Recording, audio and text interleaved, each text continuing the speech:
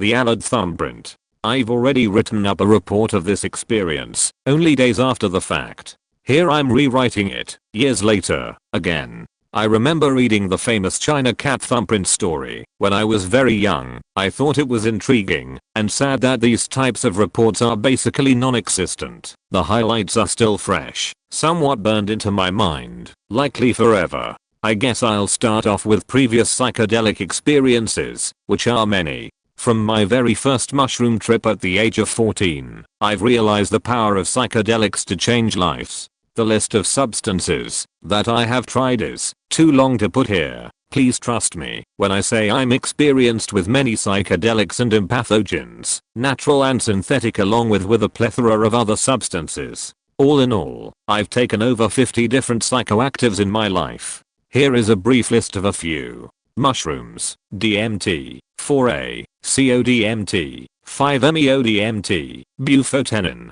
5-MeO-MIPT, ayahuasca, a few different brews, DET, LSD, ALAD, LSZ, ETHLAD, LSA, also known as morning glories, TCB, C, E, T2, T7, mescaline, synthetic, San Pedro and peyote, DOB, DOM, suspected DOI, and supposed TMA6, ketamine, MXE, 2-oxo-PCE, DCK blah blah blah. Onto the story. I'd acquired a sizable amount of alad powder as the tartrate salt. This was very early on in the commercial availability of the chemical. I'd realized what a special substance this was, as I was fortunate enough to have sampled the very first batch released on a well-known but hidden website. It was 150 micrograms per 0.5 square centimeters of white-on-white blotter. This was before the molecular name was printed on larger perforated tabs. Side note, I believe the energy of the first batch was truly better. It was made without much knowledge of how it would be received by the global psychedelic audience. Its intent was relatively pure. Plans were made to secure a bulk amount, and as soon as it was available, the wheels were put into motion. Receiving it, I was surprised of the appearance. It looked like reagent grade, zinc dust. Gray, but metallic and shiny. It was denser looking than any LSD crystal I'd ever seen. It had been purchased by a group of friends, but I was the only one with direct knowledge in laying substances on blotter, so it came to me. I'll skip the details, but I was proud that I accomplished this without any exposure, which I had expected. Looking at my finished work, I noticed a good-sized clump of the material had stuck to the lab spatula I used to transfer the crystal to the solution. I'd say it was bigger than 2 match heads, and I was surprised even that such a large clump could stick to the metal without falling off. I estimate it was close to, or even more than 10 milligrams, but I doubt it was 20. I really don't know though. I'd had a few chances to take a thumbprint of LSD earlier in life, but I'd declined every time. This night, I was in a great mood, and the plan was to attend a friend's birthday party, where I was told everyone would be tripping. I'd also recently ended a 4-year relationship, but I felt good about it. I would never have done something like this with my girlfriend around. I was free, I wasn't broke, and the world was wide open. At this time, I was living in a small cottage, or mother-in-law's house if you will, in the backyard of a mansion, occupied by a wonderful family, who knew who I was for the most part. They were all at the party. I had zero psychedelic tolerance at this moment. I really should have thought about it more, but I took the spatula and put it in my mouth, letting anything on it dissolve. I was a little surprised. Besides a very acidic sensation of bubbling on my tongue, I felt nothing. A few separate friends had described a thumbprint as being electric upon contact. I waited maybe 5 minutes and thought a very stupid thought. Maybe I didn't take enough. I looked at the bag the powder came in and noticed there was still a bit of residue, probably a few more milligrams, despite my attempts to wash it out. I licked the bag and again felt the acidic burning. Right then, I felt it. My heart. It started to pound, like punching at my ribcage. I knew right then and there that I was in for a very serious experience. No LSD type substance had ever done this. As the minutes passed, my anxiety started to grow. I fired off 2 texts to some close friends saying, like I went for it, wish me luck. My body was filled with energy, no matter what calming techniques I attempted. I decided I needed to get rid of some of this energy, and the best way would be to take a relaxing walk around the block. I left my little cottage, walked through the gate of the main house into the front yard.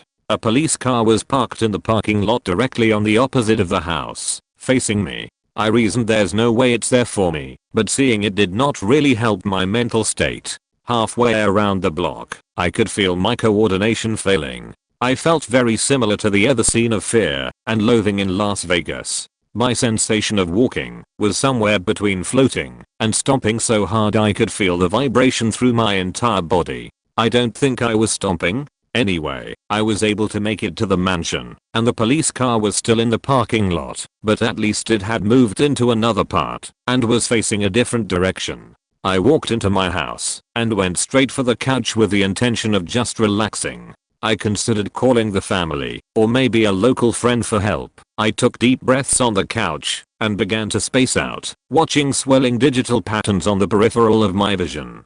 Suddenly, I'm feeling a little better. I'm thinking a little clearer. I'm in the shower, with cold water flowing over me. All of my clothes on. The cold water really didn't feel that great at the time. I stepped out soaking and removed every single article of clothing except my underwear. This is it. A moment of lucidity. This is your chance to call help. Fuck it. I can do this. I just need to chill out and everything will be okay. I dove for my couch again, this time mostly naked. Let's wait 5 minutes and see how it goes. I wasn't there long, and everything began to melt and fractalize into rainbow digital glitter. It wasn't getting any easier, and this time I made the decision while I still had any bit of mental acuity. I've seriously fucked up. I need to let someone who cares about me know the situation before something terrible happens.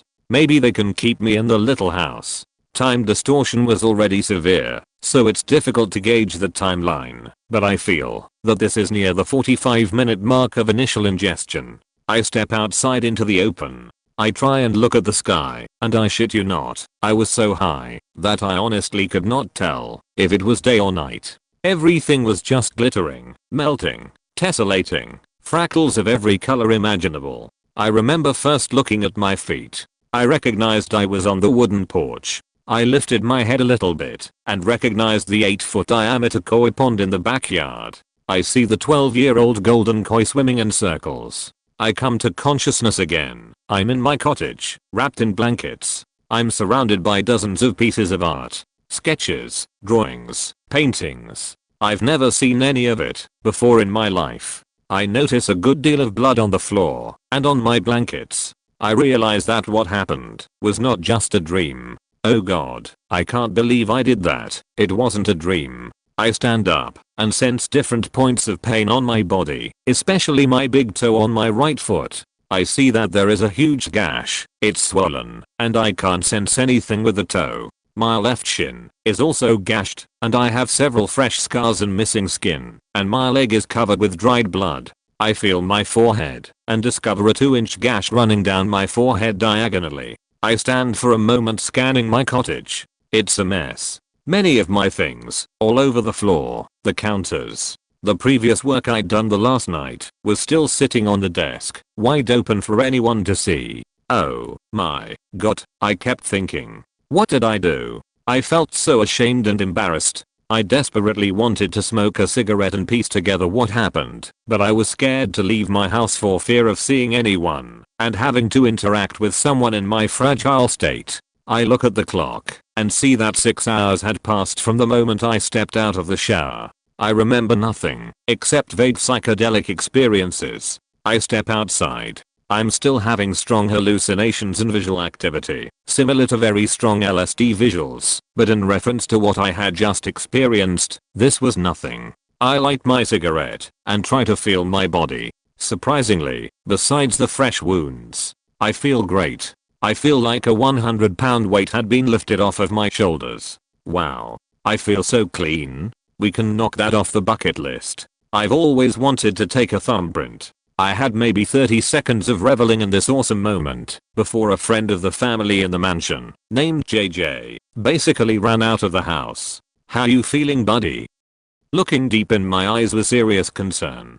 I feel okay. I'm so sorry, dude. I don't know what happened, I've almost got tears in my eyes. Relax, it's going to be okay. It happens to the best of us. No man, like, I'm really sorry. What the fuck happened? Where did all the fucking art in my house come from? That's my life's work of art of me and my girlfriend. We were showing it to you piece by piece to keep you calm. We'd hand you a piece, which you would examine, and when you started to get excited, we would hand you another. We sat with you for about 5 hours. You were speaking complete gibberish, and apparently constructing energetic boxes or molecules with your hand. Oh. Eventually, you started to speak a real word here and there in between the gibberish. After you were able to speak more than one word coherently, we knew you were going to be okay. You were a lot calmer, so we left. ZZ found you in the yard last night, naked, covered in blood, screaming, trying to tear down the fence. Flashes of memory came back then. Oh shit, feeling waves of embarrassment and shame wash over me. I remembered when ZZ had come home. He'd had his month-old first child in his arms. I yelled or thought, get that baby away from me. I just knew I was losing control. What's wrong, TT? What did you take? LSD. I took LSD. How much did you take? 1. I took 1 LSD. I guess I didn't want to scare him and tell him a chemical he'd never heard of. Brother, you're sweating hard. You need some water. I'll be right back. I reckoned yes, water was probably a good thing. By the time ZZ had returned, I'd entered the koi pond and was sitting like a yogi with my arms on my knees, palms facing up. The bigger koi couldn't hide behind rocks and didn't have a lot of space, and I remember them circling me. ZZ handed me a glass of water which I promptly flung into the air. Take it easy, I'm not sure what to do, so I'm going to call someone.